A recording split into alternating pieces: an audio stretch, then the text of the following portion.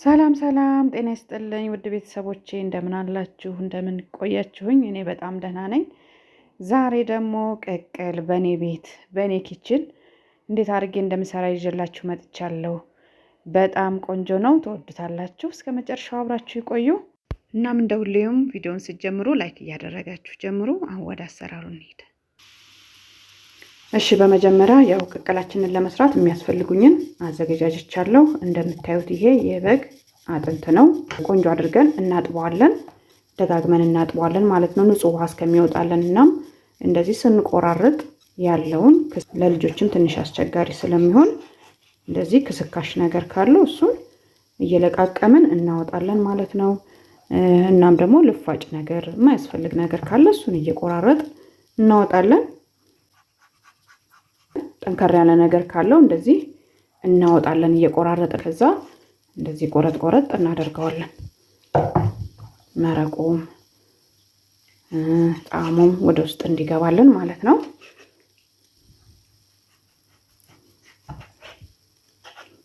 ከዛ ሌላውንም እንደዛው ቆረጥ ቆረጥ እያደረግን እናዘገጃጀዋለን ማለት ነው።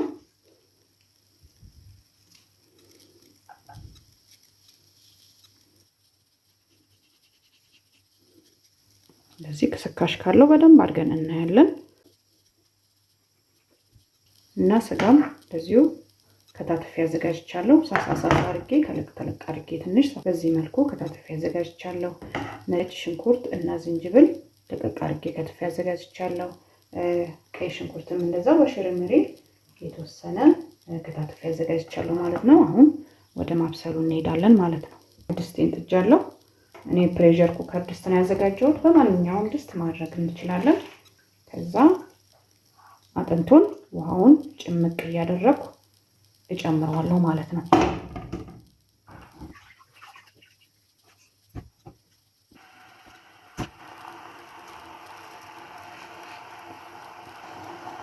እና መጀመሪያ ያው ስጋውን አጥንቱን በራሱ ውሃ ትንሽ እናበስለዋለን።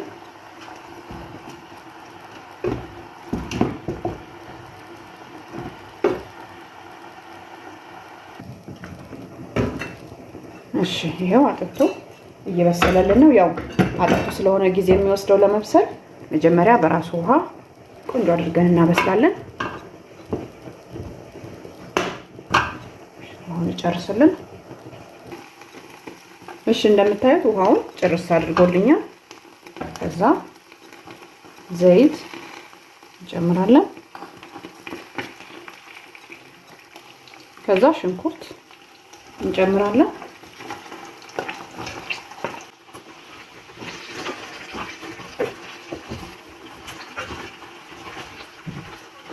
አጥንቱ የሽንኩርቱን ቃና ሲይዝልን በጣም ቆንጆ ነው የሚሆነው። ከዛ ያው ሽንኩርቱ ጋር አብረን ጠበስ እናደርገዋለን። እሺ አሁን ሽንኩርቱ ትንሽ ጠበስ ብሎልኛል።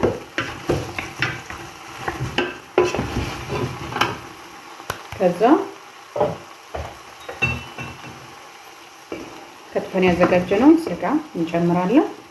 ያው አጥንቱን ለማብሰል ይረዳናል ማለት ነው። ይሄ ውሃው ከላይ አትክልቶቹ የምንጨምረው አጥንቱ ረጅም ሰዓት እንዳይፈጅ ያደርግልናል። ቃናውን ቆንጆ ነው የሚሆነው።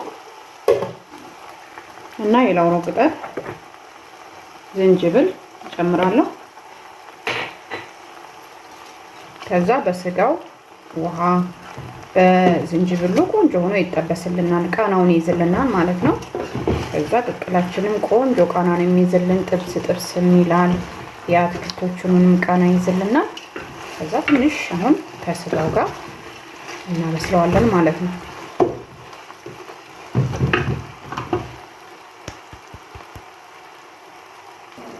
እሺ አሁን አጥንታችን በስጋው ውሃ ቆንጆ ሆኖ እየበሰለልን ነው።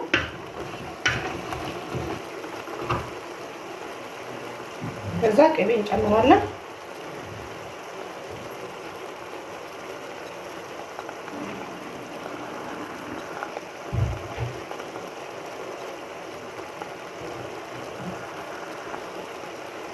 እና ጨው ትንሽ እንጨምራለን።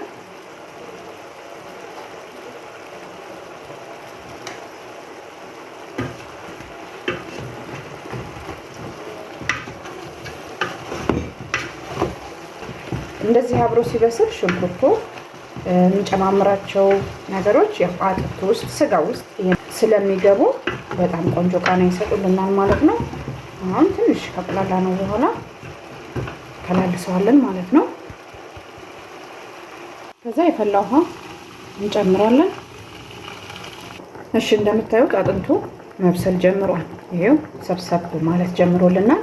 ከዚህ በኋላ ብዙ አያቆየንም ማለት ነው። ምክንያቱም ያው መጀመሪያ በሽንኩርቱም በስጋውም እያቁላላ ነው አብስለነዋል። ቃናውንም ቆንጆ አድርጎ ይዞልናል ማለት ነው። ከዛ ያው ውሃ የሚያስፈልገንን ያክል ጨምረን እናበስለዋለን ማለት ነው።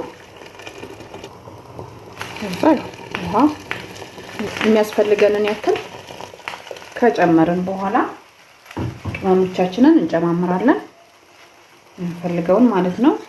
እርድ ትንሽ ጨምራለሁ ለከለሩ ቆንጆ ነው የሚያደርግልን። ለጣዕሙ ቆንጆ ነው የሚያደርግልን። ከዛ የድንብላል ፓውደር ተፈጨ የድንብላል በጣም ቆንጆ ነው የሚያደርግልን እሱ። ከዛ ጨምራለን።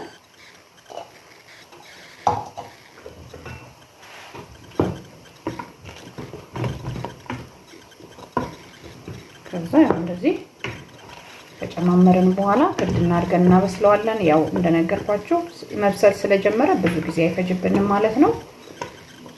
የሚበቃውን ያክል የተወሰነ እናበስለዋለን ማለት ነው።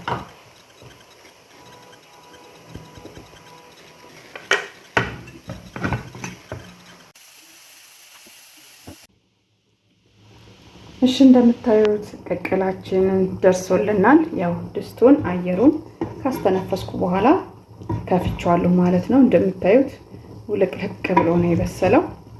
በጣም ቆንጆ ሆኗል። ቅቅል በደንብ ስጋው ሲበስል ነው ደስ የሚለው ማለት ነው።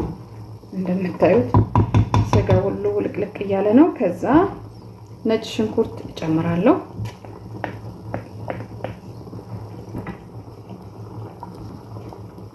እና ጨውም ስላነሰው ትንሽ ጨምራለሁ። ያው መጀመሪያ ላይ አጥንቱ ጋር ስጋው ውስጥ አብሮ ጨው እንዲገባ ነው የተወሰነ የጨመርኩት ማለት ነው። አብሮ ሲቀቀል ያው ጣዕሙ የጨው ጣዕም ይገባል። ከላይም እንደዚህ ካነሰው አይተን መጨመር እንችላለን ማለት ነው። ከዛ አሁን ነጭ ሽንኩርቱና ጨውን ትንሽ እንዲዋሃድ ትንሽ ነው ማንተከትከው።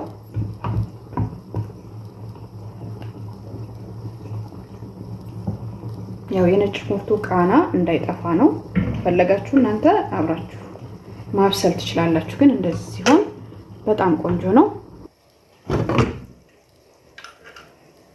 እሺ አሁን ነጭ ሽንኩርቱና ጨው ትንሽ ተንተክትኮልናል። ከዛ እንቀንሳለን ማለት ነው። እንደምታዩት በጣም ሽታው ራሱ እንዴት ደስ እንደሚል አሁን እንቀንሳለን።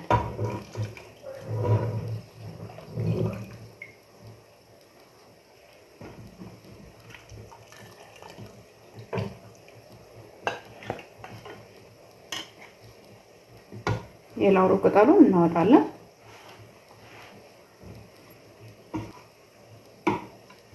በጣም ነው የበሰለው። እንደውም እንደዚህ ባታቆዩት ጥሩ ነው። ትንሽ ያዝ ሲያደርግ የምትፈልጉ ከሆነ ማለት ነው። እኔ ግን ደስ ይበስል ደስ ይለኛል። በተለይ ለልጆች ቆንጆ ነው። ከዛ እንደዚህ እያወጣን እሺ፣ እንደምታዩት እኔ በዚህ መልኩ አቀራርቤዋለሁ። ይሄኛው ያው ለሚጠጣ ነው መብሎ ማረቁን ለመጠጣት። እንደምታዩት በጣም ቀጭን ያልሆነ ያው በጣም ወፍራም ያልሆነ መረቅ ነው ያዘጋጀነው ማለት ነው። ይሄንኛው እንጀራ ጨምርበታለሁ።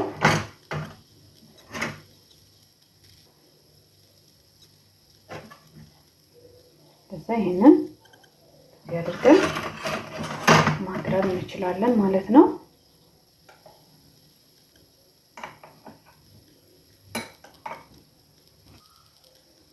ያው እንደዚህ ብዙም ሳይደርቅ እናደርገዋለን እና ይሄንኛውንም እንደዚሁ ማቅረብ እንችላለን ማለት ነው። ያው ቅቅል አዲስ ነገር ባይሆንም ያው ስራ በየቤቱ ይለያያል። ስለዚህ በዚህ መልኩ ብትሞክሩት ቆንጆ ነው፣ ትወዱታላችሁ ለማለት ያክል ነው። እና ሁሌም እንደምለው ስለምትከታተሉኝ ስለምትሰጡኝ አስተያየት እጅግ በጣም አድርጌ ነው የማመሰግነው። አላህ ያክብርልኝ እላለሁ። አሁንም አዳዲሶች ካላችሁ ሰብስክራይብ እያደረጋችሁ ቤተሰብ ሆኑ እላለሁ እና እንደ ሁሌውም ላይክ፣ ሼር፣ ኮሜንት ማድረጋችሁን አትርሱ። ስለተከታተላችሁኝ እጅግ በጣም አድርጌ ነው የማመሰግነው። በሌላ ቪዲዮ እስከምንገናኝ በያላችሁበት ሰላም ጤና ቆዩልኝ እላለሁ። ቻው።